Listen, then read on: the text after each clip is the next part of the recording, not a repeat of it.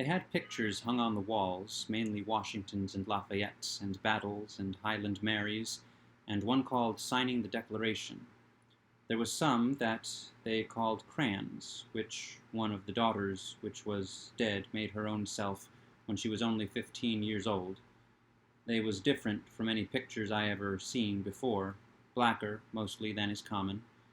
One was a woman in a slim black dress, belted small under the armpits, with bulges like a cabbage in the middle of the sleeves, and a large black scoop shovel bonnet with a black veil, and white slim ankles crossed about with black tape, and very wee black slippers like a chisel, and she was leaning pensive on a tombstone on her right elbow under a weeping willow, and her other hand hanging down her side holding a white handkerchief and a reticule, and underneath the picture it said, "Shall I never see thee more, alas?"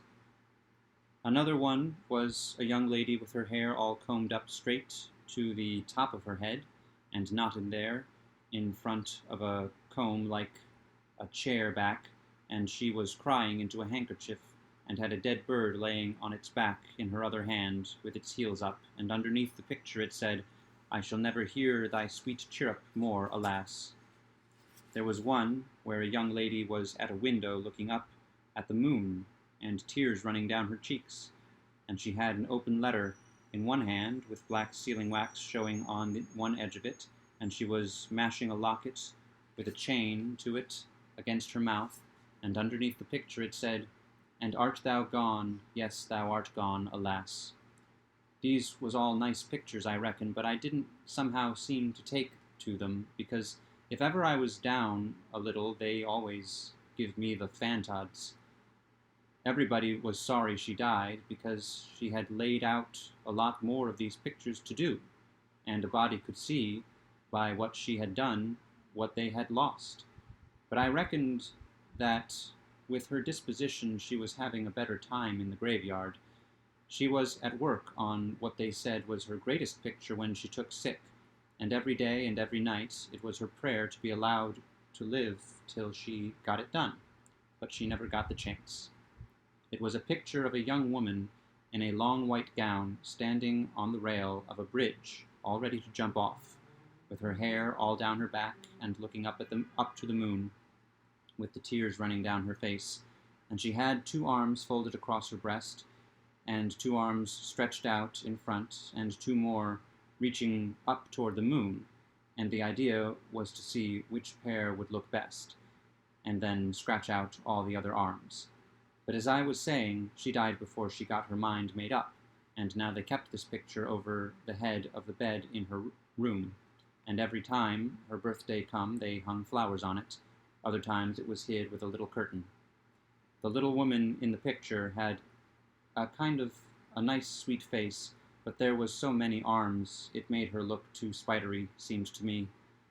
This young girl kept a scrapbook where she was alive, and when this young girl kept a scrapbook when she was alive, and used to paste obituaries and accidents and cases of patient suffering in it out of the Presbyterian Observer, and write poetry after them out of her own head. It was very good poetry.